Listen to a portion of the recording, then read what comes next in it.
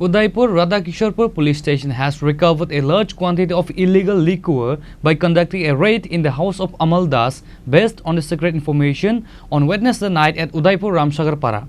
The police have registered a case against Amal Das. For a long time, the neighbors of Ramsagar Para in Matavari area of Udaipur had been complaining that a young man was doing various antisocial activities to bring the youth of the area to a state of disorder.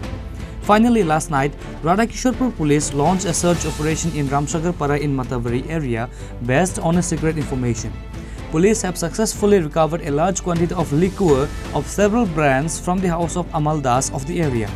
Amal Das had earlier fled from the house after receiving information about the police raid. The police brought all the liquor to the police station after he illegally stockpiled liquor from his house.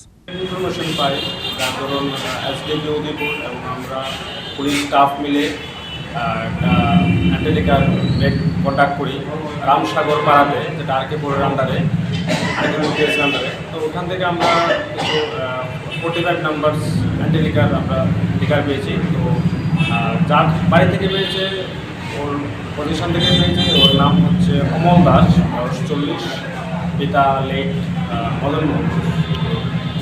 কত টাকার মাল হবে এখানে?